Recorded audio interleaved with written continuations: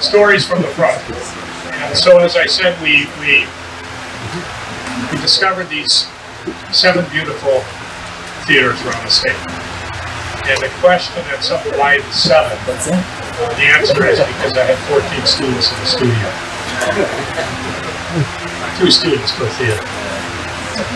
Since then, we let in a couple more students because we had a waiting list, so we actually have 16 theaters. But we decided to leave it with 7 selected. And it was a difficult selection because I had seen so many beautiful theaters, but we did want to get kind of a cross-section of the struggles that are going on. We didn't sort of want one uniform category.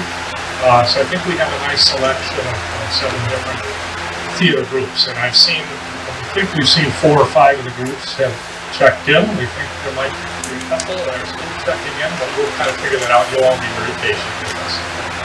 But I do know we have Mabel. There it is. So I know at least we can succeed with this first one, and we'll figure out where to go next after that. That's all right. Any other comments? Okay. Great. And if you do need to do that without leaving the microphone, you can do that.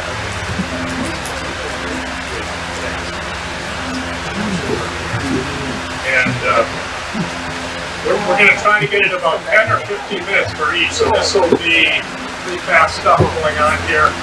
And I know it's difficult for the stories to go on a long time with all of these theaters. We're going to kind of do that quick peek at these theaters.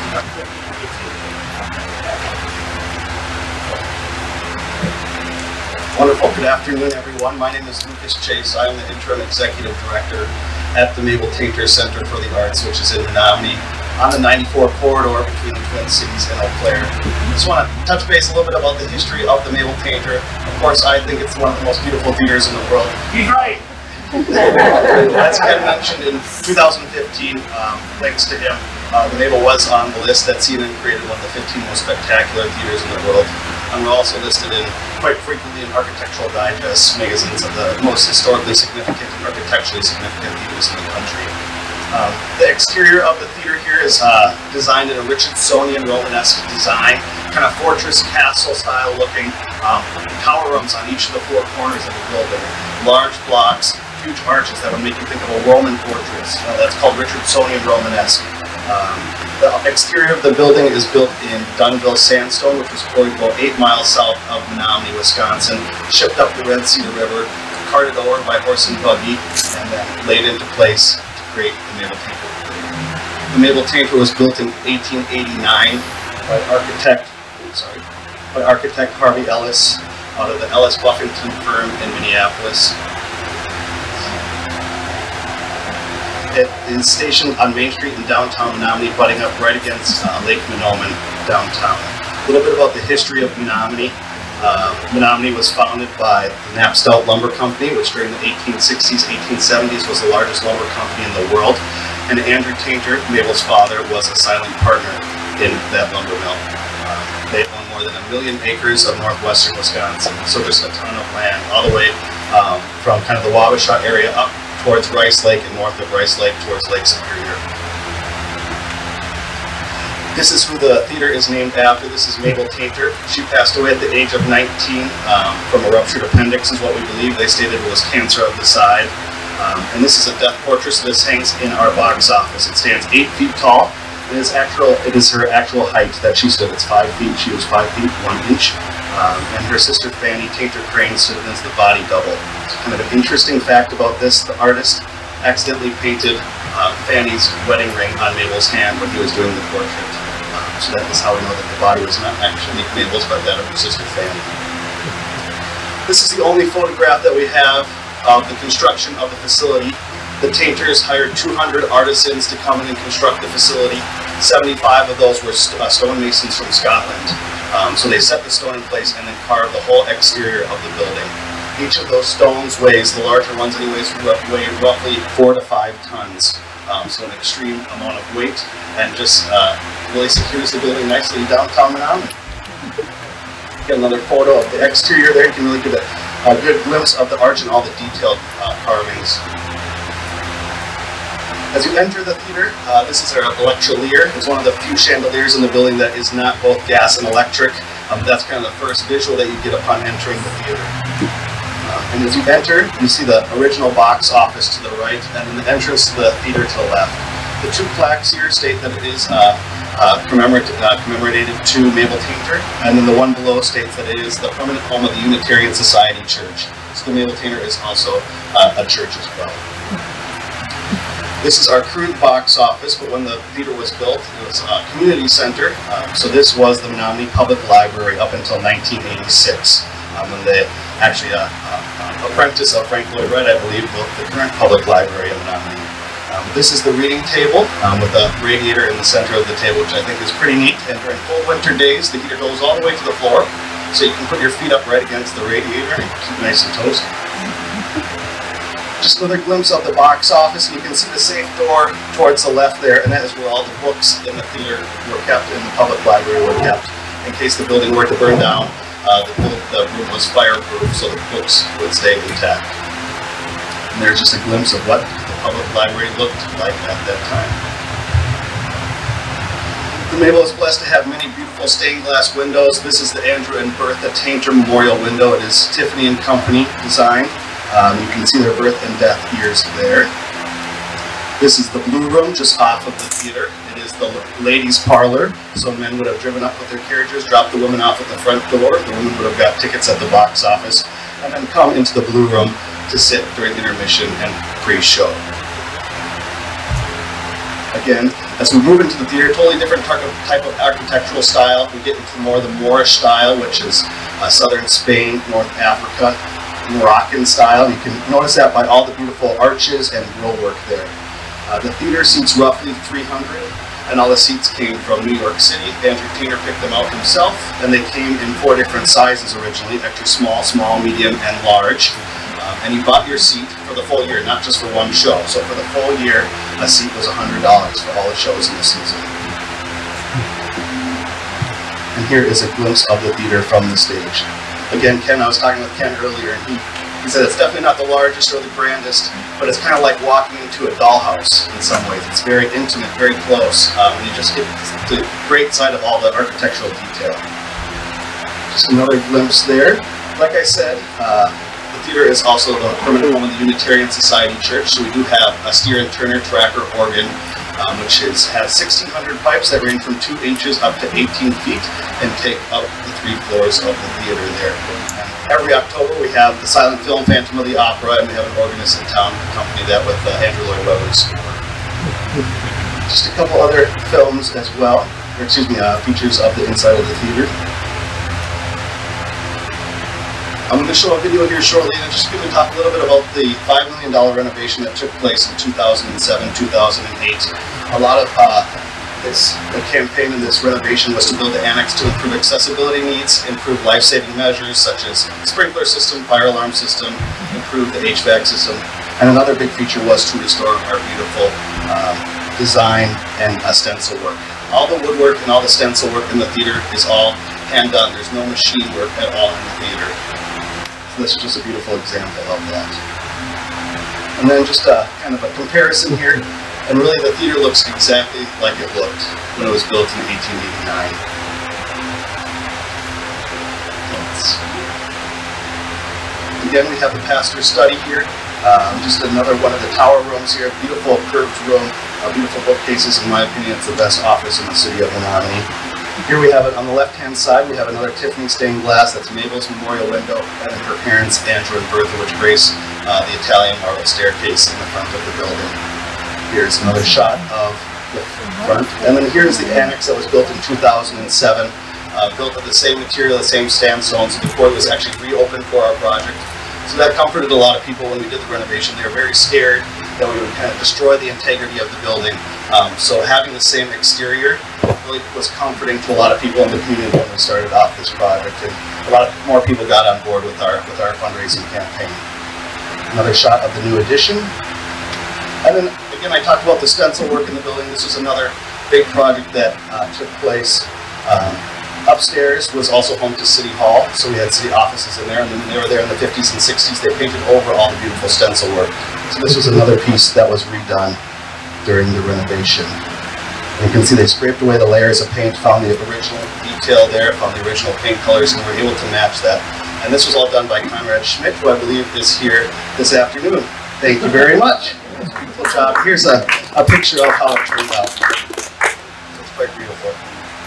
And then just another picture of our boardroom where they redid all the stencil work there, so I would highly recommend them. And I'm just going to play a short video, which I think it's about 4.5 minutes, which showcases our renovation very nicely. Another thing that we just had created, which might be of interest to you, we had posters created with QR codes that direct right to our website. So if any of you guys are looking for a different marketing idea, this is something that our marketing committee came up with this week. So we're having a distributor place these around all different types of establishments in our area. And the QR code goes right to our website. And my team also has some season brochures as well that if you're interested, we'd be happy to pass those out. The Mabel Tainters. I think that sums up our story pretty well. We were happy to announce that last year we did just pay off our $4.5 million debt, and so we're totally free after the renovation. And when the gentleman did speak about the contributor requesting that the building be torn down, that was almost actually a fact. The building was saved by one vote to not be torn down and made into a parking lot. So we're very grateful for the Menominee Theater Guild and the Women's Club of Menominee for putting forward the effort and saving our beautiful structure. Again, my name is Lucas Chase, and I'll be around if you have any questions afterwards, but I very much appreciate you inviting us. Thank you very much.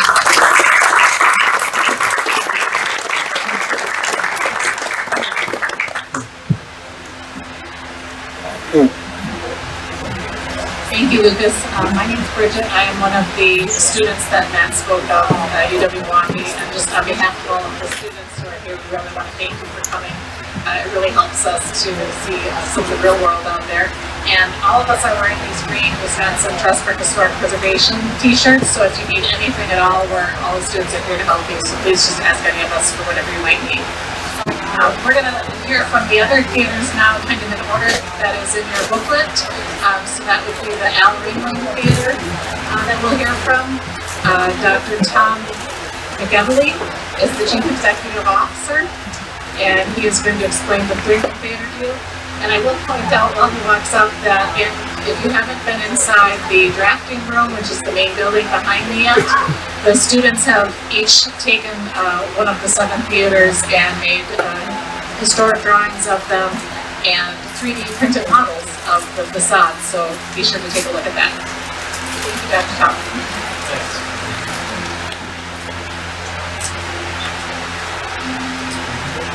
I had this great presentation all planned until I heard Ken speak. And changed it to, what I'm going to do is I'm going to show a few pictures of where we came from, our renovation, and where we're at today, and I'd like to talk to you a little bit about how this goes forward.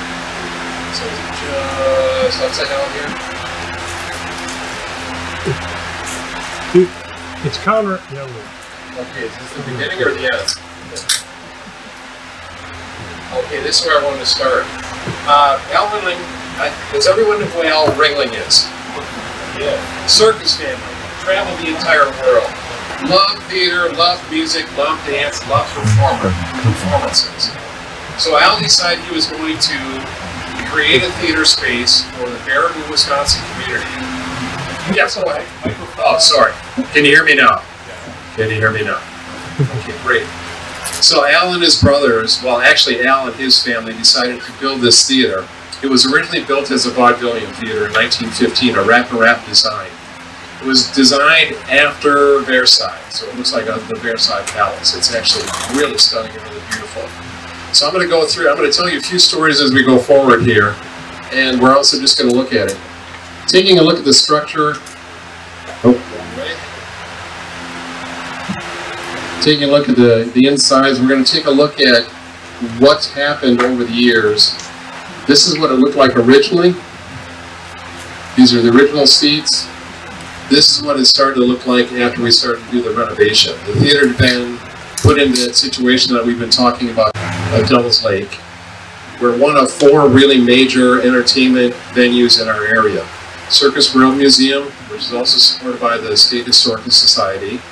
The Aldo Leopold Center, where Stand County Almanac had been written, and also the International Crane Foundation. We're one of the big four. And so we are visited by local tourists, state tourists, national tourists, and international tourists. The theater was left to go to disrepair for years and years. The roof was leaking, the walls were cracking, all the beautiful facades, which we'll show you what finish will be coming up really soon. Really challenging, really difficult.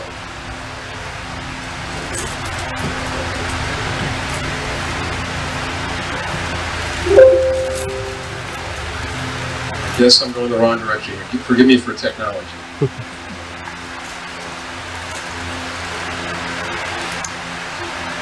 They had to really strip everything down to its bare minimums. Doesn't seem to want to work here. It's frozen. Computer. Thank you. There we go. They had to take out all the seats in the theater, and then they put in scaffolding, and then on top of the scaffolding they put in a dance floor, we call it, and then on top of that dance floor they put in additional scaffolding to get up to our rotunda. If you take a look at all those back walls, those are all canvas murals. This is what it looks like with everything down. Everything was just falling apart. The terracotta was destroyed. They had to create molds, and they had to go, it was almost like building a brand new building. In 2015, we were able to gather up enough money, $4.5 million, to restore the theater.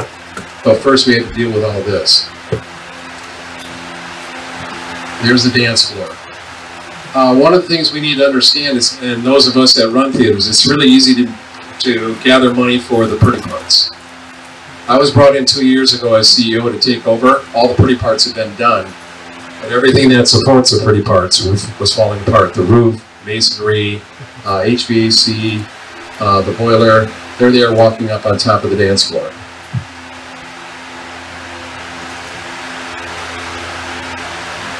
Evergreen was a company that worked on our restoration, and they brought in wonderful artisans from all over the entire world. Absolutely amazing. Now we're starting to get there. This is where we look.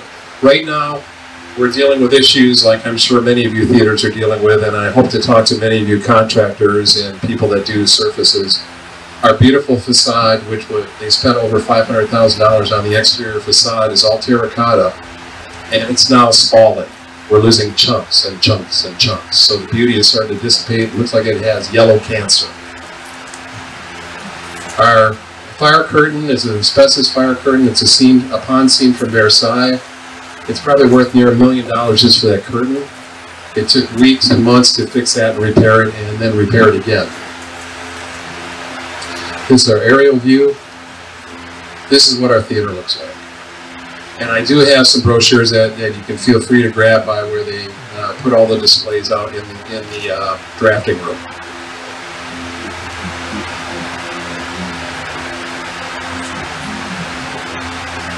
I want to talk to you about a couple of things. One of the difficult things as we're talking about today is we are talking about how wonderful these wonderful theater palaces are. We're an amazingly beautiful theater. Every day I walk in, I smile just walking into the theater. The acoustics can't be reproduced. It's absolutely beautiful, absolutely stunning. Al Ringling and his brothers, when the town of Baraboo's bank was going under, they were doing a run on the bank. The boys walked in with bags of money to bail out the bank, and they saved the town. From that point on, one of our stories is we're not sure where all the real money was hidden. Okay, there's this rumor there are tunnels under the theater, and there are tunnels that go from our theater to the Ringling mansion. During that time period, the boys decided that it wasn't worth investing in paper money. They were really smart. They bought gold, they bought silver, they bought jewels. My theater has 7 different major bank vaults inside the theater. They're all empty. But somewhere in that tunnel, between the Ringling Theater and the mansion, I'm sure it's all there. It's got to be there. The Ringling brothers were Masons, and I believe they were Templars. Ken, good Ken? And they traveled all over. Today was our insurance just went up to $36,000 per year to cover replacement value of our building. These have been sticker shocks that we have to fight. So keeping enough people coming through us, we just came through the pandemic. We brought in an opera company for 5 weeks that couldn't get into Italy. We're putting up movies again, we're putting up shows again, and we're trying to come back. But the challenges we face are the same financial challenges everybody faces. But right now, it's like having a really, really old car that you love, but every time you take it into the shop, it's $500. Well, for us, every time we take it into the shop, it's $5,000 to $50,000. And so we have to keep struggling to protect it. We have to keep struggling to keep our donor base strong, and we have to keep everything really, really positive. It's a really amazing place. If you ever get a chance to come visit us, come and see us. And the other thing that we have challenges with in historic theaters is support and people that run our theaters. There's always struggle with boards, there's always struggle with communities. We're one of the few theaters in the entire United States. We are not funded by the city, we're not funded by the county, we're not funded by the state. The way we survive is by ticket sales, by sponsors, by donations, and we write grants all the time. And so if you have any questions on that, feel free to talk to me. But we have an absolutely stunning theater, and it's just really worth keeping alive.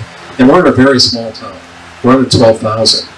So when Ken's talking about Austin and getting money, I really get excited when all of a sudden I go to the mailbox and it's a $1,000 check. But every now and then, it's a lot bigger. And that's what keeps us alive. Hope keeps us alive, entertainment keeps us alive, and the community keeps us alive. So thanks for your time.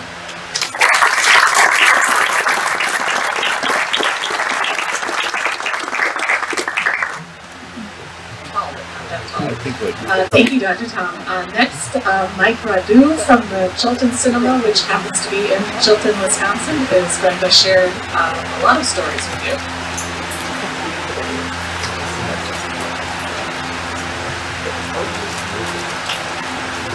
Apparently I'm the shortest person to talk so far. My name is Mike Baraboo, and I really appreciate you having us out here today. You want stories from the front line? Well, I'm about as front line as I get. I come from a town of 3,000. So we are a small hometown theater. The theater that you see there, I own it personally. I have 3 theaters and a drive-in theater. The drive-in theater, don't get excited, it's a repurposed Walmart parking lot that the city of Chilton wanted us to do something with. I don't own the property, and it doesn't have the historical of an older historical drive-in, but it still gives the young people a chance to get the experience. We're open there 10 years, and we're just starting the last few years to see a lot of younger couples, college-age couples, high school couples come and say, you know, this is pretty cool. So that's working for us. Let's see here. Which button is it? There we go. The Chilton Cinema wasn't originally, and you see in the booklet, does everybody have a Harry Houdini story? I've got a, I mean, he supposedly performed there too.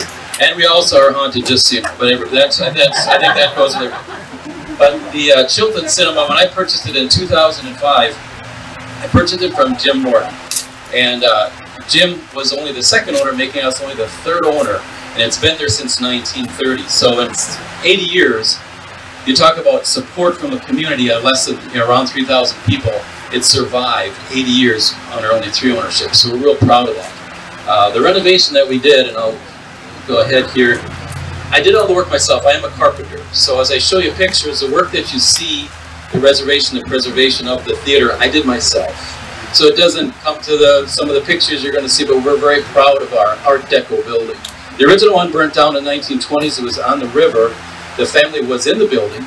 Like a lot of older theaters, there was living quarters upstairs. They narrowly escaped, and they went on to build this theater in its present location, right on the main highway in the heart of Calumet County. It's actually the Calumet County seat. So in its early days, there was a lot of live performances by local schools. They did their plays, their graduations, and all those sorts of things. We are re-renovating it now, and you can see all the original adornments. I have two other indoor theaters. Both were gutted, and you talk about gutting, Mr. Stein talked about gutting. They were gutted in the 70s and 80s. They are single screens. They were built in the 20s. They're 80, 90 years old, but they have no historical look to them on the inside, unfortunately. But we still are operating today as first-run theaters. I kept all the original adornments as best as I could. You see the wrought iron balconies. Let's see here. The sconces that you see on the side walls are original 1930s Art Deco. They still work. That's still our show lighting that we use. Brass with all etched glass and frosted glass, and they're intact and still operate today. You can see them on the side wall there. This is a show from the front, and the reason I'm showing this is we've already done Deep here where we put in a stage, and we're going back to live performances in addition to movies. We call it music in a movie. You have an Elvis performer come in, do Elvis, we show Elvis movie, and it's to give people a reason to come out and get a full experience. So these front seats are coming out. That's where the new stage is going to go in Chilton. Oh, I got to go backwards. Can we see the clock on the sidewall? It's glowing right now. But when we were doing the renovation, a lady came in and she said, "Do you know the history of the clock?" There's this huge round clock on the wall up by the front by the stage. I said, "I don't know the history of the clock." She said, "My great-grandfather actually donated this clock to the theater." She said it would mean a lot to us if the clock would ring, would stay. It's there today, and it'll always be there. The time, it still keeps good time, and for the performances, so that a little bit of the history. Yes, Harry Houdini supposedly performed there, in behind the screen where the original stage still is. There's a trap door that supposedly was put in there for him. However, the timeline of this theater doesn't match, but hey, I'm pretty sure he's there, and I'm pretty sure he performed, just so you know. He absolutely did. He absolutely did, right? He had to have been. You talk about stories, and I'm going to just scroll ahead here now. I want to get off of the Chilton Cinema for a second and talk about a project that a friend of mine and I are doing. It's called the Movie Time Guys. There's been a lot of talk about the history of buildings and the history of theater and so forth. And what we're doing is we are traveling all across the Midwest, and we're recording what we call the Movie Time Guys. And yes, it's a reality show, so there's a little comedy in there as well, of old theaters that are out there that are operating. Some are closed. What we do is we go in and we tell the history of the town. We tell the history of the theater. We do a little American Pickers thing. We get in the basement. We get up in behind the screens. We've been up on catwalks, and we found some of the most beautiful old artifacts. And we put it out on YouTube. I've actually got a thing here if you want to follow us. I did an interview with a newspaper writer not that long ago, and I said, everything about the Movie Time Guys is what I'm passionate about. I'm a builder. I do all my own work, right? I'm a builder for my whole life, so I love the old architectural design. I was an auctioneer for 20 years. You can probably tell I talk fast. So I've sold old artifacts. So finding these artifacts are so cool. And of course, I'm not a movie enthusiast, but my passion has become my mission, because the young people, and there's a lot of young people here, may never ever see a movie like it was originally done, right? The click, click, click of film, and the blips and the pops and the lines and all the things that made movie unique. When we made the switch from digital, or from film to digital, Quentin Tarantino said, if we do away with film, we're just going to be television at the movie theater, right? It's like records. They almost disappeared, and then the younger generation said, those records are kind of cool, that warm feeling, that's kind of neat. We want to bring those stories, so get in touch with us. If you've got a theater, you want us to come to your story, we are on YouTube. Our YouTube videos are out in Los Angeles right now, getting looked at by a reality producer. We love to keep the stories going so the younger generation realizes what old theaters, old movies, what it was like back in the day. So again, I appreciate you having me out. Again, if you want a card that has our YouTube page on it, I'd appreciate it. I'm not trying to pitch something, but we need to spread the word. The more we spread the word, the more the younger generation, and I'm not saying real young, but even some of us maybe aren't going to be able to see them. A lot of these theaters are closing. Back when we switched to digital, 4,000 screens across the United States went dark. Couldn't afford to make the switch. So there's less and less of those single, and that, I'm sure those 4,000, they weren't multiplexes. They were probably a lot of single screens, hometown theaters like Chilton. a town of less than 3,000, or a little over 3,000 people. So let's keep it alive. Let's keep the historical auditoriums alive and keep the stories alive. I could talk for hours. Every town we go to, these people come out of the woodwork to tell us their stories about their theater. The first kiss in the balcony, all those stories. And they're anxious to tell the stories. They're out there. We want to continue to tell those stories so that not just the buildings preserved, but the history and the stories in the buildings are also preserved. So thank you again so much. My name is Mike Perdue. Did you have a question, ma'am? I just wanted to say that you might want to partner or think about using some contemporary filmmakers who are very much trying to consider and go on the weekend or the weekend. Yeah, I'll give you and you can get in contact if you got anybody that has any ideas how we can continue to spread the word. I partner with Frank Hermans. I think some of the Myers people are here. So you probably know Frank Hermans. He's a live performer. I mean, Frank is a great talent. He writes and produces his own live perform musicals. He couldn't be here today because he's got one at your theater tonight. And so we're both passionate. Again, our mission is, our passion has really become our mission to keep the stories going. Because a lot of them are, and you talk about struggles, I'm lucky. I've been in this business 22 years. So I will survive. All our single screen theaters will stay open. But I talk to people every week who say, I just don't know how much longer I can go, you know. So we need to keep it alive. But I appreciate your time. Again, enjoy the rest of your day. Again, thank you so much for having me come. I really, really appreciate it. Thank you.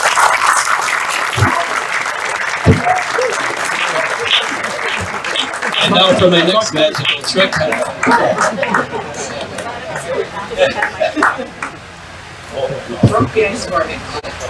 Christine Cross is from the Grand Theater in New London, and she is going to share with us next. Thank you. Yeah.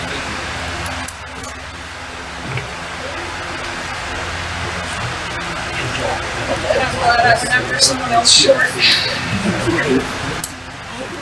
Hi. My name is Christine Cross. I'm actually the director of the New London Public Museum. So I am here in the capacity of representing the Grand Theater. I am not the owner. And in fact, to be honest with you, I had nothing to do with the restoration. Terry Lee was supposed to be here with me today to help present this, and he's not, so I told him I'm making everything up that he would have said. Apparently he was fine with it, so we're good. But the Grand Theater, or Grand Opera House, it's kind of used interchangeably, was built in 1894 for J.C. Hickey and G.E. Lutzy. These were two gentlemen in New London that actually built quite a few of our buildings, hotels, things like that. The architect was William Waters. If you have been to Oshkosh, Wisconsin to see the Grand Theater there, this might look somewhat familiar to you. That's because they are practically sister buildings. They had very similar features between them.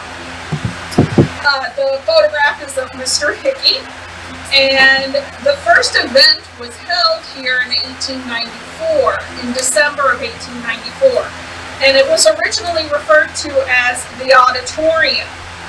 It was in January of 1895 that it really truly opened to the public as an opera house. And Mr. Hickey offered a tour to his friends, and this is how the building is described.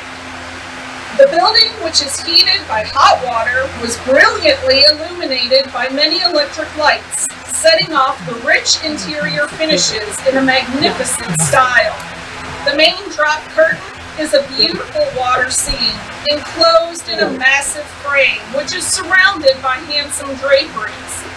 The stage actually had a total of 7 seats. Unfortunately, none of which we have. The auditorium wasn't the only theater in New London. We actually did have 2. We had the South Side Theater as well. One of the stories is that Mr. Hickey and Mr. Lutzy had an issue with, as they called him, the South Side Czar. You know, New London. And so they had their theater built. It didn't take too long before the auditorium became the Grand.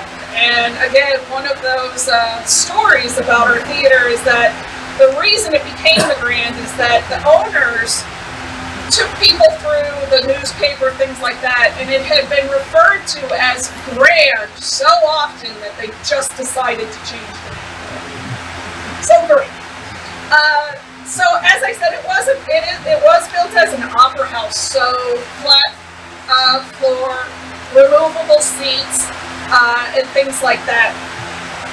And it was really kind of a community center in town, used for a lot of different things. Memorial Day services, dances, basketball games.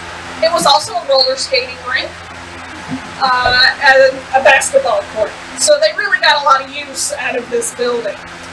It did show its first movie in 1907, and it really started to change from there. In 1924 was the first major remodeling where they slanted the floor. They installed new permanent upholstered seats, new lighting effects, silk curtain, and a Bartola organ, which was manufactured by the Barton Company in Oshkosh, Wisconsin. They started showing talkies in 1929 when they installed the Bristol phone talkie device. And the following year, they signed a contract with the General Talking Pictures Corporation of New York. And this really started to change how the theater was used. In 1936, a gentleman by the name of Lee Macklin bought the theater. He eventually owned the Grand, the Mermack Theater, and the Outdoor Drive-In Highway 45 Theater, all in New London. But he really made a lot of the major changes, as you can see in the photograph here. The marquee was installed, the front entrance was entirely changed, and tile work was put up, ticket in, so there was really a lot of things that changed in the Grand at this time.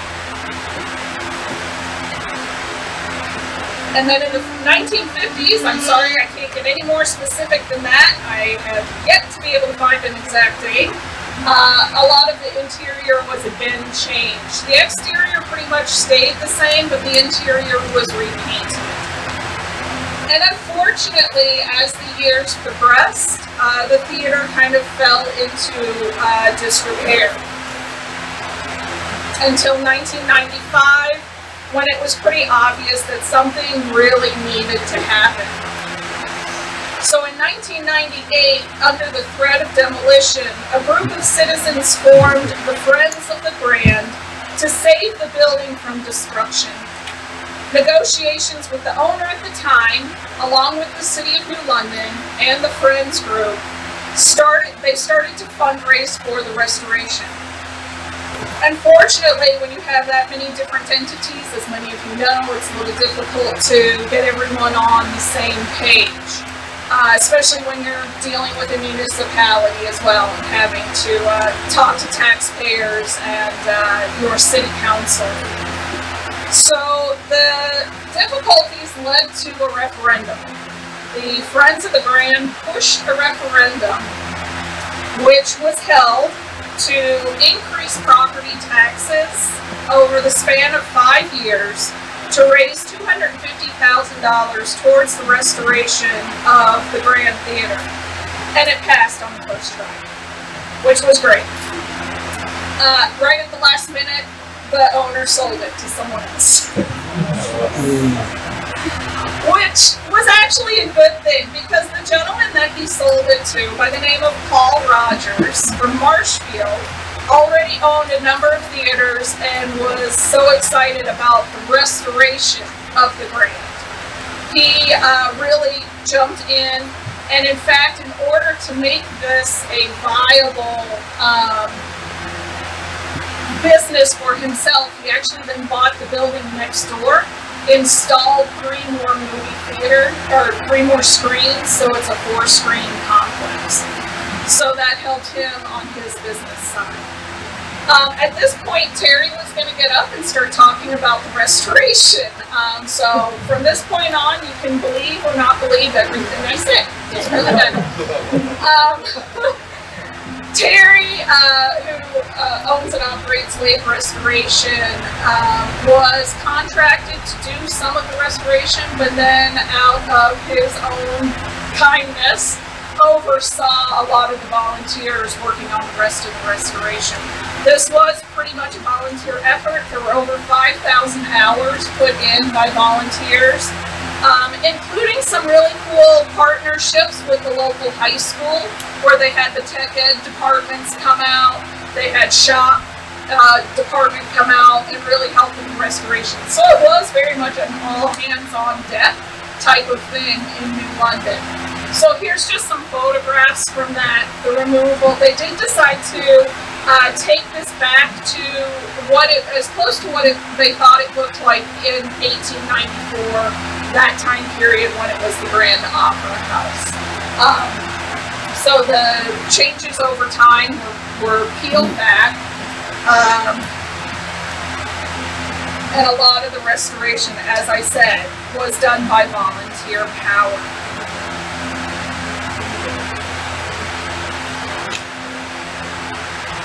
And this was what it looked like when they got done.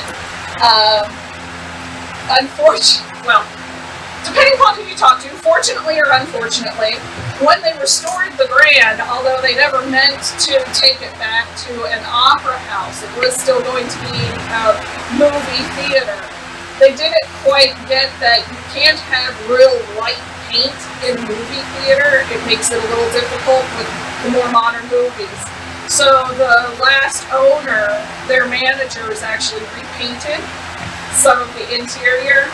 And Margie Brown, who you can see most of these photos are courtesy of, she was the president of the Friends group and very much spearheaded this restoration.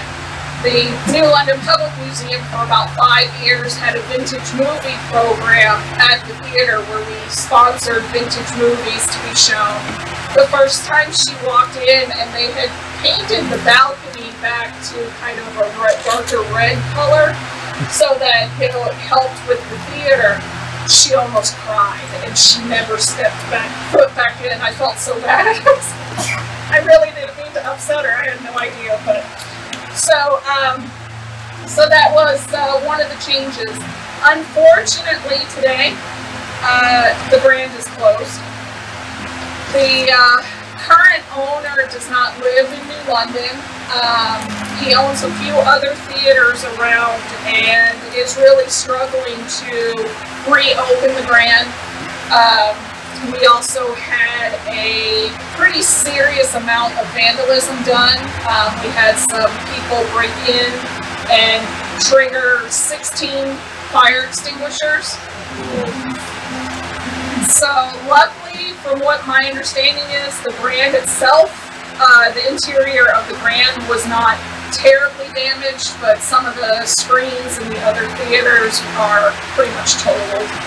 So right now, between COVID, the vandalism, our theater owner is not in the best of health. The theater it's questionable what's going to happen to it at this point. I'm here again representing the City of New London as well as the New London Public Museum. We are a city entity. The city is concerned, but it's a private business, so they feel that in many ways their hands are tied. So one of the things that I am hoping to bring back to them is, again, that emphasis on the importance of historic theaters so that they don't feel that their hands are tied, and maybe we can get some more conversations going around the theater. So hopefully at the next conference I'll be able to show you an open, operating Grand Theater of New London. Thank you.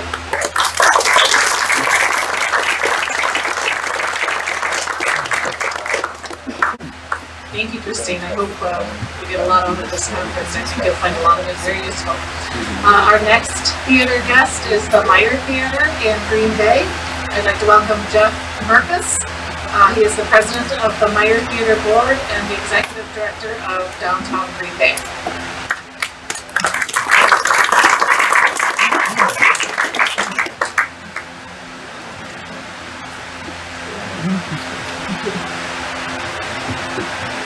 Hello, everyone. Very nice to be with you today. I am honored to represent the Meyer Theater as their board president. Look forward to sharing some of the images with you. But first of all, I'd be really curious, how many in attendance today have been inside the Meyer Theater? A few, maybe just a handful, 10 or so.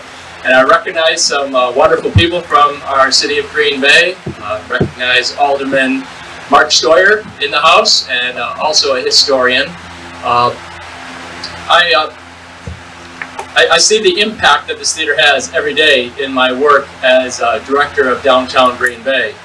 And for starters, I'd like to show you the first slide.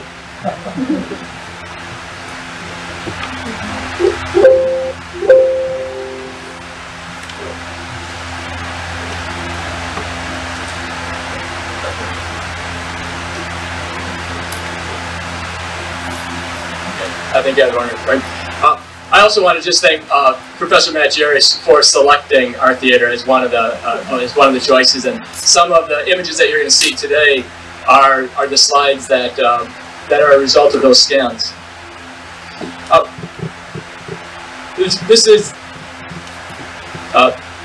This is before construction of Backstage. We had a corner building known as Backstage. And this is what it looked like for about 15 years. This is what the property looks like today. When we did the restoration of the Meyer Theater 20 years ago, we started off with showing this image to a couple of our donors. We set off to raise $3.5 million. When we showed them this picture and what our plan was, before we had campaign materials put together, we had already raised $2 million to make this happen. So that was when we developed this corner. These are just some images of the Backstage, which is the contiguous building, which is a banquet space. Actually, those images were supposed to be at the very end. Sorry about that, but this is the first slide that I wanted to show you. And it all started on Valentine's Day, 1930. That's when this property was constructed. And I wanted to share with you a writing that I came across in one of our brochures. A trip back in time, Valentine's Day, 1930. Something magical was about to happen. It was Valentine's Day, 1930, and thousands of people stood in line under the glowing lights of a magnificent marquee, anticipating the grand opening of the new Fox Theater. It was a majestic sight with hundreds of bulbs illuminating the city's sidewalk. A theater was opening, the Grand Marquee would be its main face, and Green Bay was about to experience something very special in the heart of downtown. There was hustle and bustle on Washington Street. 91 years later, as the executive director of Downtown Green Bay, I know the hustle and bustle that's generated by this property. And I have a business owner just down the street that owns a hospitality business, and he shared with me that the two things that impact his business the most are the weather and the Meyer Theater. And unfortunately, this Meyer Theater did not survive the Depression. And so while it was built in 1930 by the Fox Corporation, and it was obviously a beautiful facility, it didn't survive the Depression. And years of disrepair. In the 1970s, it became a triplex movie theater. So it was it developed as a triplex. And I even remember when I moved to Green Bay 40 years ago, attending movies there. And it was 20 years ago that a nonprofit group bought the facility in disrepair, and they began about a $5 million campaign, and it all started because of the generosity of a woman in our town, Betty Rose Meyer, who believed in this plan and donated $1.5 million to bring back the historic Meyer Theater. It's just a beautiful facility. If you would like to see it someday, please come, and I'm happy to give you a tour. We put on about 200 shows a year. Backstage at the Meyer, which is the banquet space, does about 100 or so shows. As the previous speaker indicated, we do have a house troupe, Let Me Be Frank Productions. Frank Hermans is a local celebrity, larger than life. He's an Elvis impersonator. His wife Amy is a Rebus impersonator. They're wonderful performers, and they really help us keep the lights on. So just a few additional images of what the property looks like. When it was originally built, it held 2,200 people. This renovation results in a facility which is immaculate and beautiful, and it holds about 1,000 people. Our board is nonprofit. We're all volunteers, and we are very blessed to have an outstanding management company in PMI. They also manage the Resch Center. They know how to bring in great acts and entertainment. I often remind our board that we're stewards of a historic building.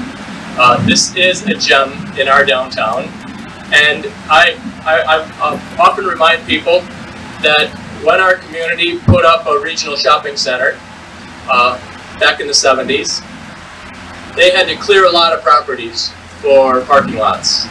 The Port Plaza Mall did its thing in the 70s and the 80s, and then it began to have its demise.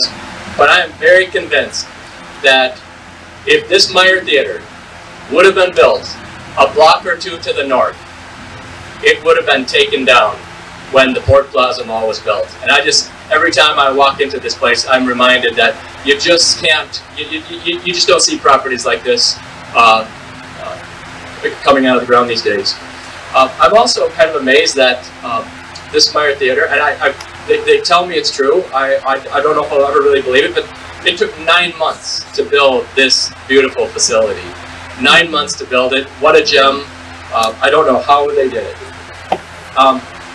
This is the kind of the concession area, and since this concession area was so small, back in 15, we set out to develop the property next door, and you saw those slides already, where we raised about $5 million to put on an addition of a banquet space, and that would help the facility perform that much better.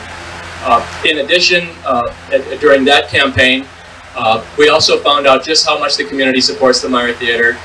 We already had a sizable $1 million endowment, and we were able to double that endowment on our last campaign. So very thankful that from an operating standpoint, we're in good shape.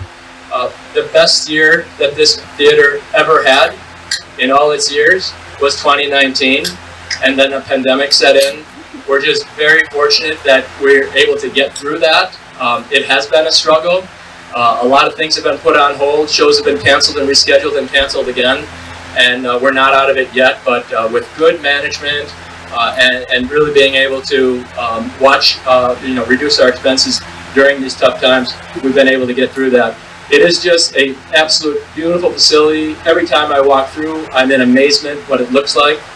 And these images, when I give tours of the property, I remind students and people who are coming in, is when this was a triplex movie theater, all of this was just covered up. And 20 years ago, when they took apart that triplex, that's what they discovered. And so to me, it's just an absolute beautiful facility. The memories here are there's a mighty Wurlitzer organ, original to the building. We had a $250,000 pledge to restore that pipe organ. I wish there were more people who could play it, but we have a beautiful asset in that 1930s Wurlitzer organ. A few other additional images of the property that I'd like to share with you. As you can tell, it's beautiful. And I want to just show you a couple slides, because a property like this has, for each of us, there's a personal touch.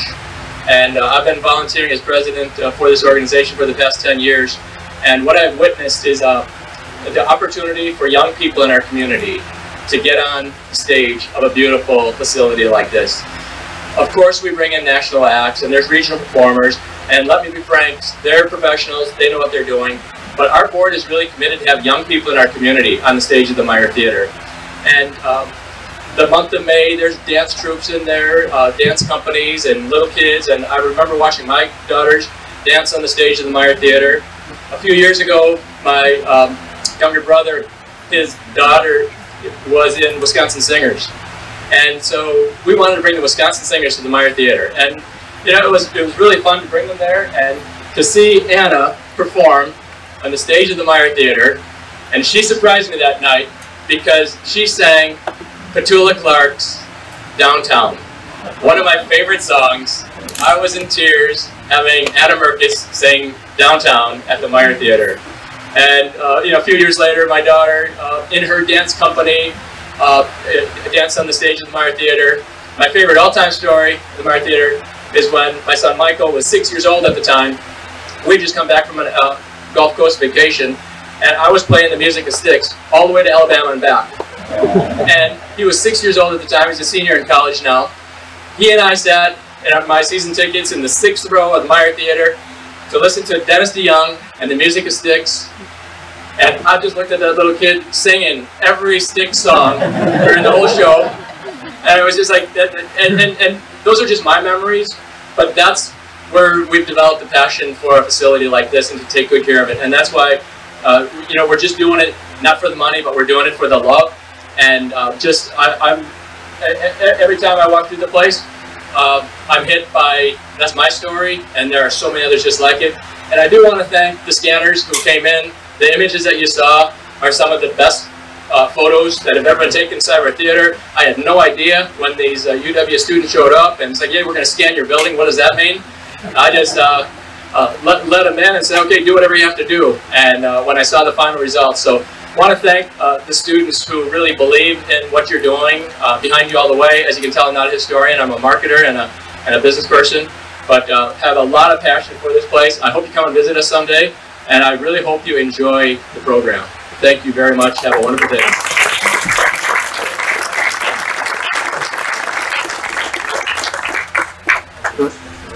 Thank you, Jeff. I'm going to embarrass Sean. He's going to raise his hand because he did, I think, just about every bit of the scanning that you will see converted into drawings in the other building. And I really do encourage you to take a look at what that team was able to do. It's very impressive. And it doesn't take long. It's a couple hours to scan a building like the Meyer Theater, which is huge. So it's great technology. Next, Katie Leguski will speak to us she is from the Stefanie H. Weill Center for Performing Arts in Sheboygan. Thanks, Katie.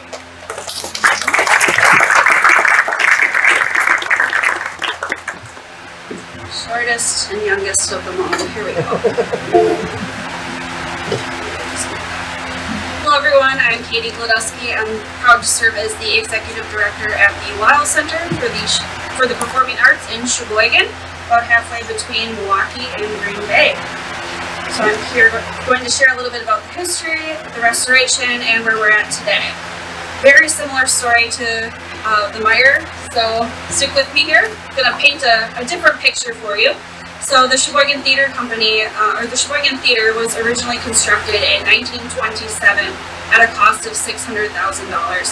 It was built in the 20s, so picture yourself, the radios were a common household amenity, people are listening to jazz, drinking bootleg liquor out of bathtubs, and most Americans enjoyed a night out at the movies. So across the nation, hundreds of theaters were being built to meet the consumer demand, and the Sheboygan Theater picture here was just one of 400 movie theaters owned by the Universal Pictures at the time. The theater was originally designed for silent movies, small ensembles, and vaudeville acts. It had more than 2,000 seats, 2,000 places to watch the show, 1,600 upholstered chairs and standing room for 1,000, and even had its own orchestra conductor and organist.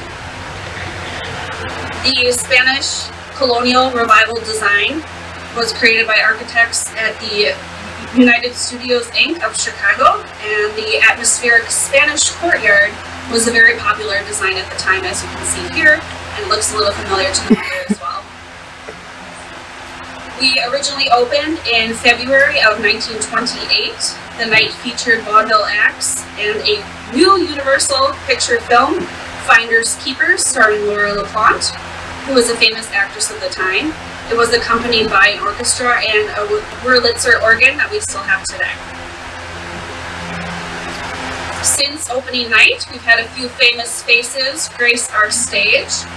And on our 25th anniversary in the 1950s, we even received wire telegraph congratulations, which I can't put my fingers on, from John Wayne, Danny Thomas, Virginia Meyer, Eddie Cantor, Peggy Lee, Doris Day, Dean Martin, and Jerry Lewis. When I find those, I'll be sure to share them with the group.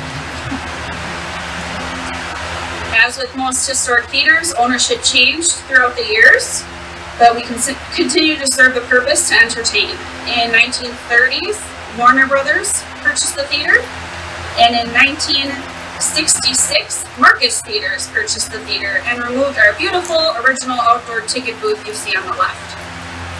In 1980s, Merkus decided to create a new single-story theater, and we called it Plaza 8 Cinema in Sheboygan, and that operated until 1992, similar to the Meyer that covered up that beautiful Spanish courtyard facade and created a movie theater.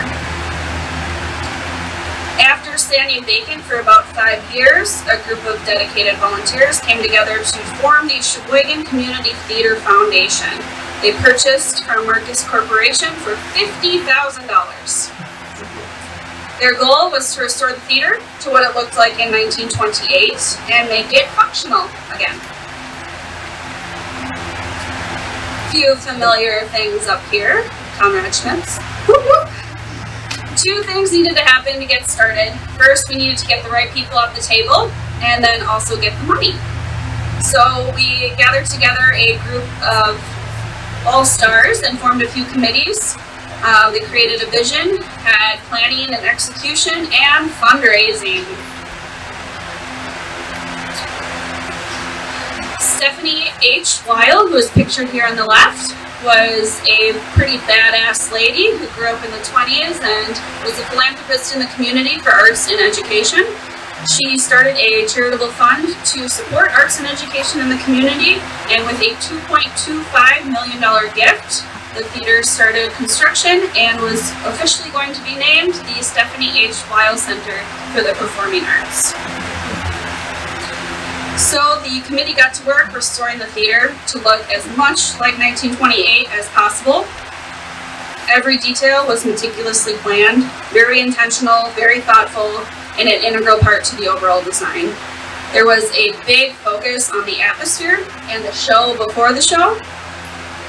There were very many details, from the ironwork on the lobby torches, the gold leaf paint, I think we talked about that with the Ringling theater as well. The carpet pattern was original as well. The plasterwork, hand-carved tile in the front entrances, the painting and the stenciling done by Conrad Schmidt, all the way down to the faucets and the furniture. Everything was very meticulously picked out.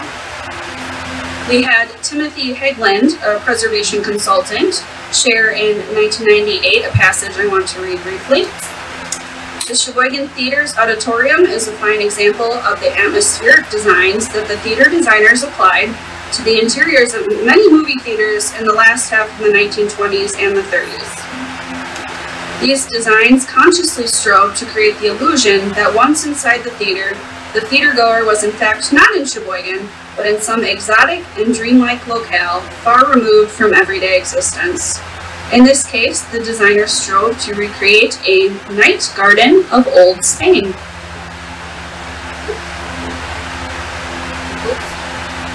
Next. There's a few more pictures.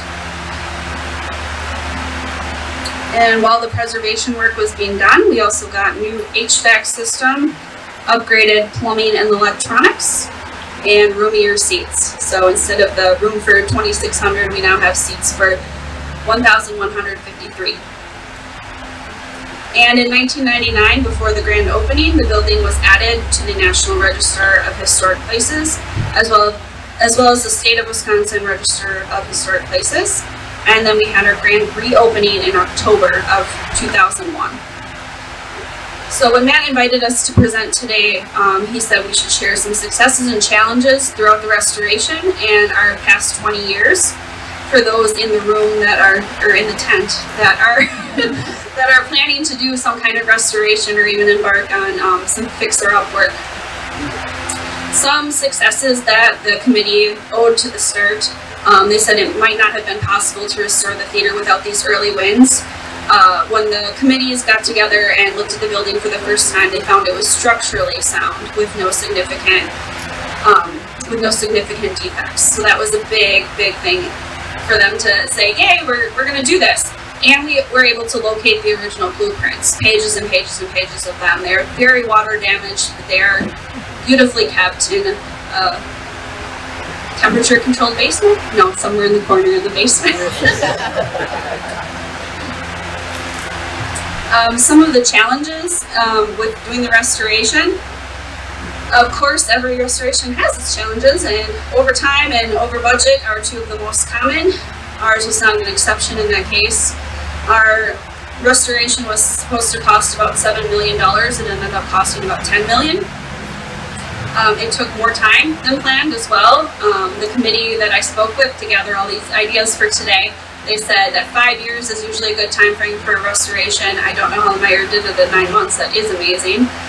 It took us about 7 years from the initial conversations to grand opening day in 2001. And we owed a lot of community organizations a lot of money at the end of the day. So if you're embarking on a restoration, definitely consider some kind of payment plans so the community isn't mad at you once you build this beautiful monument.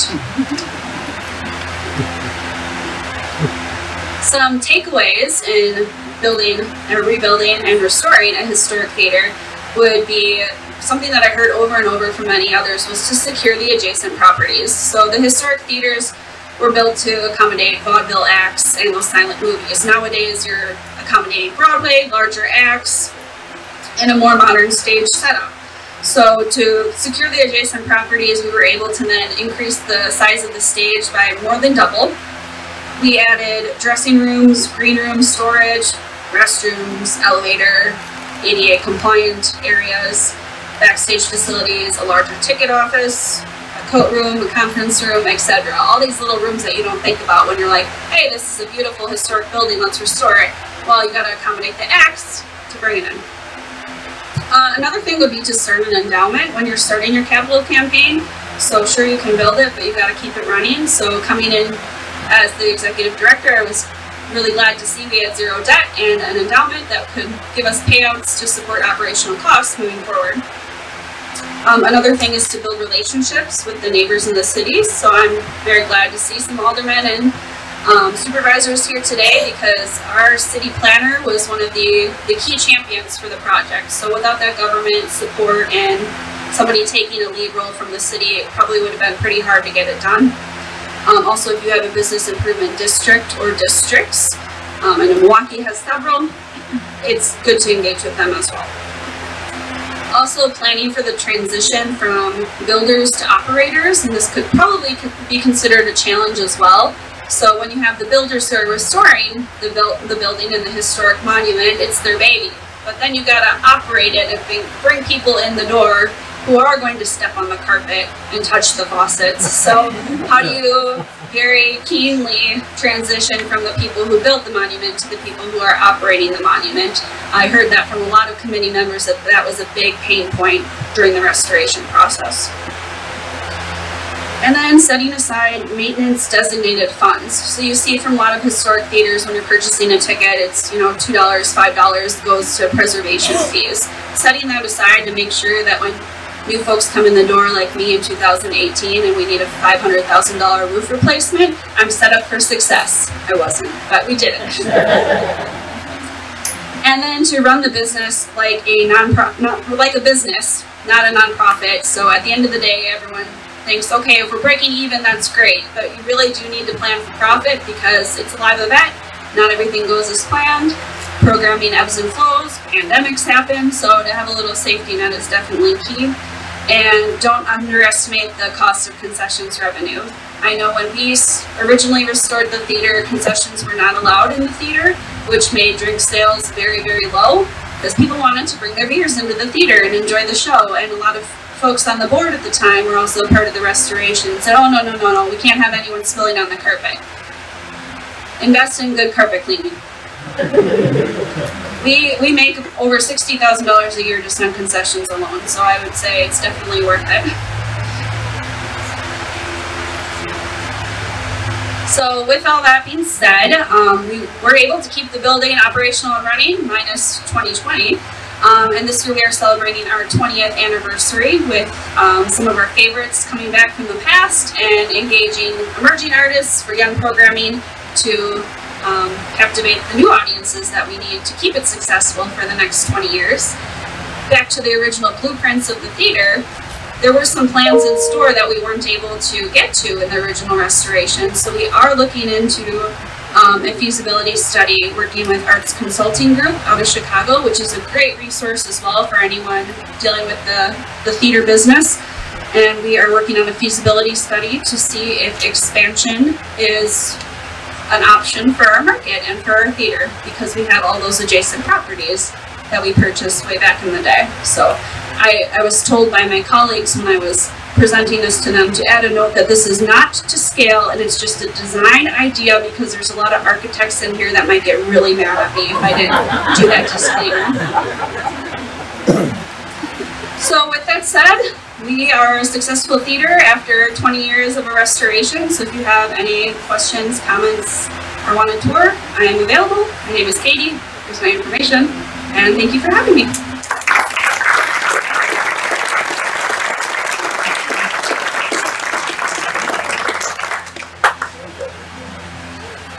Thank you, Katie. That seems like some very pragmatic advice. I recommend you seek her out. Our last theater for today is the Bend Theater, appropriately in West Bend, Wisconsin.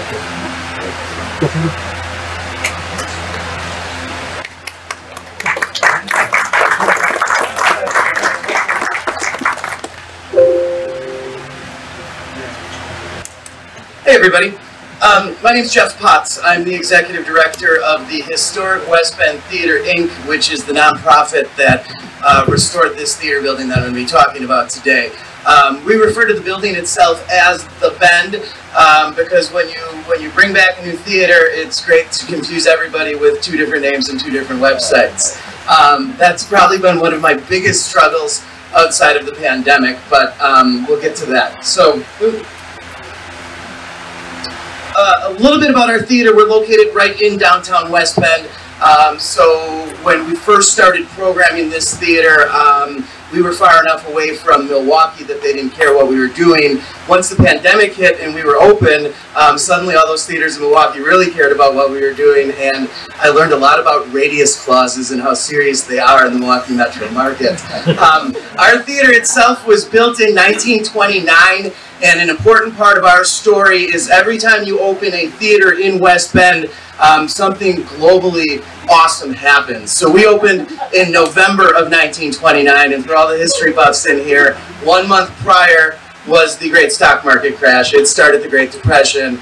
It killed vaudeville, which we were a vaudeville theater, and it made sure that we instantly became a movie house. So we had this beautiful stage, full loft, all the great toys you needed to do vaudeville theater, and just because of unfortunate timing, that never came to fruition. So from 1929 until the 1970s, it was a giant movie theater, one big screen, and they did very well, mostly because of the timing with the golden era of Hollywood and then newsreels and things like that.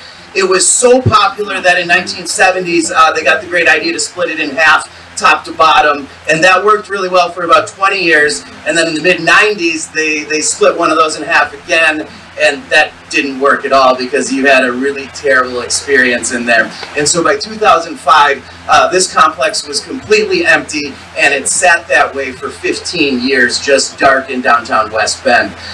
The only reason we even really had the opportunity to restore this, I believe, is the family that purchased the empty theater building continued to light our blade sign for that entire 15 years. And so it said West Bend, even though bulbs were burnt out, it was the identity of our community, and nobody was ever going to go tear that down, or so we thought. another shot of our Blade as a movie cinema, and that's how it operated for pretty much its entire existence. So my nonprofit formed about 5 years ago, and their intent was to see what it would take to purchase and restore this old theater building. What a lot of you in this room know, and what they found out pretty quickly, was it takes a heck of a lot of time, it takes even more money, it takes a lot of effort, and everything still has to fall in the right direction to make this happen. So that group kind of floundered for about 2 years. It was hard work. They couldn't gain any traction, and as all great stories go, another group formed and said, hey, we got a better idea.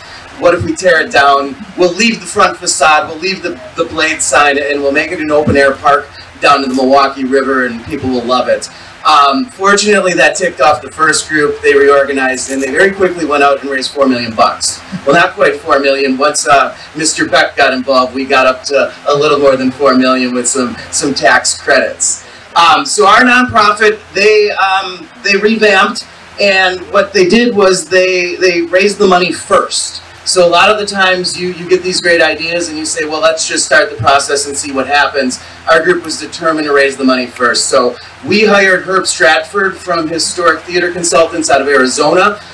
He's done this a few times before, and so our whole approach to this was find experts that know what they're doing, because if you've worked in the nonprofit world, you often get people with really big hearts, and that just makes things take a lot more time and it costs a lot more money. So we hired Herb, and he did the market study, he did a feasibility study, he went and approved our community of just what we could have, and that helped us raise some of that money. What you're seeing now are actually photographs of what it looks like today. So we took it back to what it should have looked like opening night 1929 with the help of our friends at Conrad Schmidt Studios. So you guys, if you don't know them, you should. They're just amazing. And so this is literally what it looks like today. One of the cool stories about Conrad Schmidt is when we reached out to them and they started working on it, they said, hang on, we've got this kind of cool connection you might not even know about. And if you go back in time about 40, 50 years, there was a young man in West Bend named Chuck Dwyer, and out of high school he was an artist. And one of his first gigs was working for Conrad Schmidt Studios, restoring things. And then he went on and he literally became famous. You can go to New York, and if you got $50,000, you can buy a really cool portrait of a naked lady, and Chuck will sign it, and it'll be great. Conrad Schmidt reached out to us, and they said, hey, we got a guy. So they reached out to Chuck, and they said, how'd you like to hand paint your boyhood movie theater? And the guy came back, and I think, I don't know, we only contracted for a couple weeks, I think. Chuck was there for like 3 months, and everything in this building with his artistic eye that he would see that needed to get taken back to what it would have been for an Art Deco vaudeville theater in 1929, that man made happen, and that is the reason this theater is so darn beautiful today. This picture is interesting to me because, as I said, it was always a movie theater, so you had a nice rake all the way to the stage, and we knew that was not going to help us be sustainable once we reopened these doors. So one of the big things we did was we flattened that part of the main floor that was underneath our balcony. We did it for 2 reasons. Well, 3 reasons. 1, to provide flat meeting space if we wanted to use it. 2, to provide restrooms on the main floor, which were never there. And 3, to add what I refer to as a revenue center, a full-service bar in that location. What I can tell you is, since we reopened, the concession sales are what's keeping us alive during this pandemic, and I'll talk a little bit more numbers on that coming up shortly. But the bar was probably one of the best decisions we ever made. We're 340 seats, 200 in the balcony and 140 on the main floor, and we are literally just one big room. So I do not have a coat check, I do not have storage. We do have dressing rooms under the stage, which is nice, but we also have to load in all our shows from Main Street on the front doors, which creates some challenges. But it's a fantastic space for us. What I want to point out here is the little mask guy on the heart of the proscenium there. That ultimately became the logo for our venue. But in classic historic theater fashion, when we took over the building, somebody had punched a big hole right in the middle of that guy's face. And it is always just this reminder of this era and time where people simply thought of these as structures and not living, breathing pieces of art. And it's always one of my motivators to make sure we're doing things in a respectful fashion here in West Bend. That's the day our Blade sign got delivered. A couple cool things in the restoration process. Because of where we're landlocked in downtown, When we did our rooftop units, they had to fly them in by helicopter. So talk about a spectacle for our community and a great fundraising opportunity as well. We literally had hundreds of people downtown watching these helicopters take the old units off and bring new ones in. Same thing happened when our blade finally showed up and got installed. We made a fundraising event out of it, and we did a blade lighting ceremony, and we sponsored bulbs, all great things you should do, and we really just used this to help build some excitement for our community. There's just a shot in progress. A little bit of the background on the restoration itself is our construction project took 11 months. It is entirely paid for as of this point. Like I said, we went out and raised the money first. The only areas we went over budget were when they came in and they went looking for the artwork. And that's one of those moments where I think you're like, yeah, I hope they find something. But then the accountant on the board's going, ooh, if they find something, where are we going to find another $250,000? We found the $250,000 and we restored it, so it's great.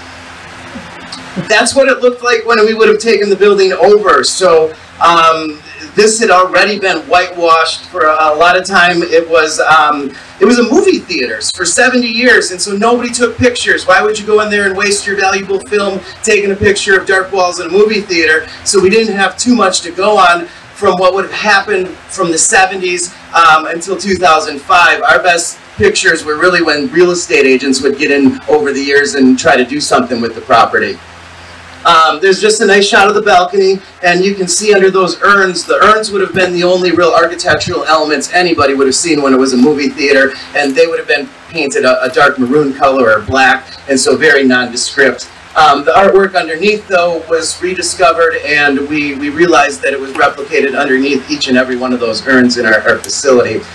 There's a great shot of the face mask above the proscenium, and it just looks like a black circle. That's literally somebody ran a cable or a light bulb through there. Yahoos. What's happening in construction right there now is we're covering up our tiny little orchestra pit, because the other structural improvement we made was we expanded our stage by 10 feet so that we could actually accommodate a band or a small theatrical group on stage.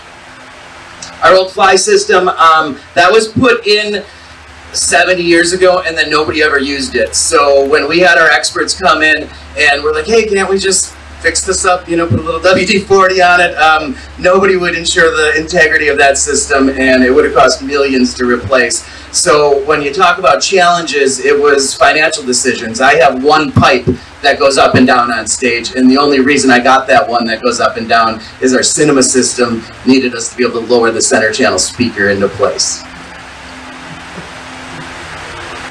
Dance floor, of course, we had one of those.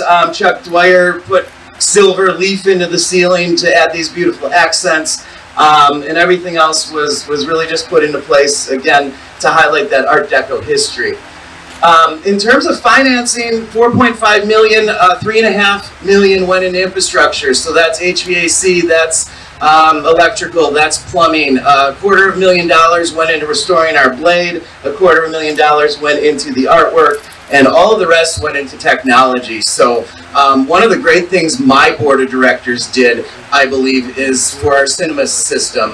We wanted to pay history to the fact we were a movie theater, so we invested in a DCP system that most little nonprofit theaters could never even imagine affording. But what it did during the pandemic is it allowed us to have safe programming at socially distant areas and affordable programming, because second-run movies aren't nearly as expensive as bands or other things.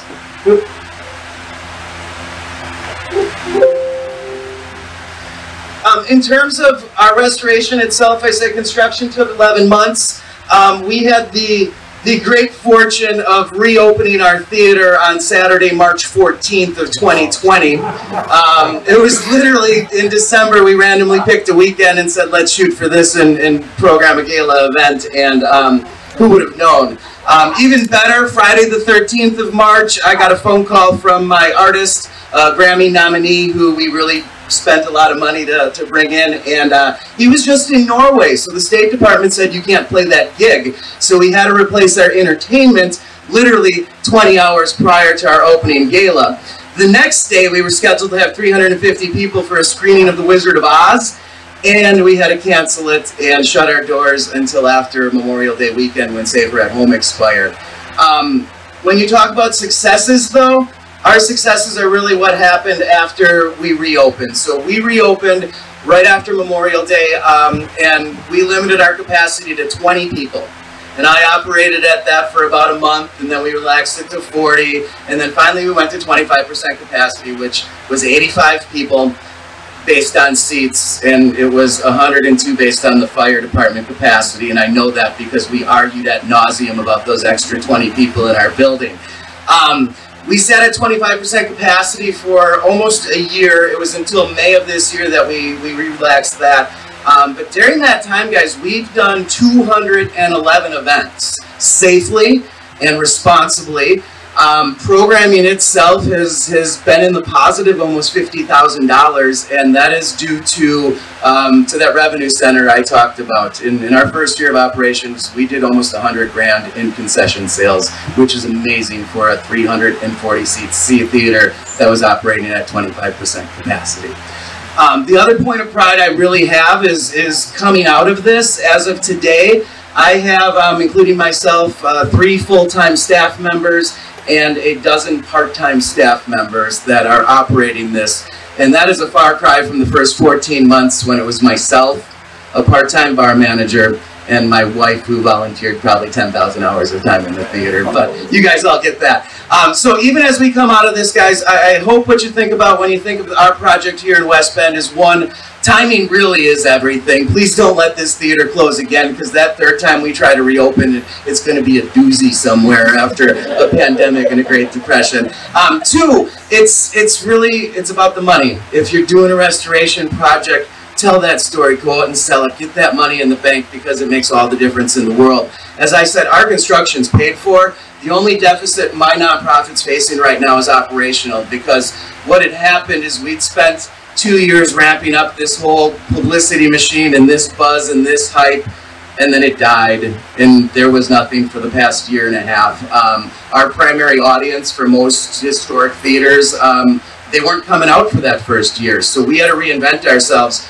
Our successes this past year was Christmas movies, but not your traditional ones. National Lampoon's Christmas Vacation, Elf, Home Alone, Gremlins did really well. Rocky Horror Picture Show, that has been paying our staff. We're doing it a second time. And then rental events, private movies, and corporate meetings. So one of the other cool things we did is our cinema system was duly designed that you can walk in with your laptop, you can plug right into it, and you can have one of the coolest business meetings in the county, and then you can end it with happy hour. And so that's what we're hoping for. One last thought, folks. When we crunch the numbers on this thing, you know, you can look at them 100 different ways, but our model is pretty simple. I want your ticket price to help pay for whatever's on stage and screen, of course with the help of sponsors. And I tell my audiences, if you're just willing to have a second drink and then a bottle of water and maybe a third drink and get home safe, we're going to be all right. Because it is all about having fun after the fact. So you guys, thank you very much for your time. Continue your efforts with restoring historic theaters, and come visit me in West Bend. We really do need the help. Thank you.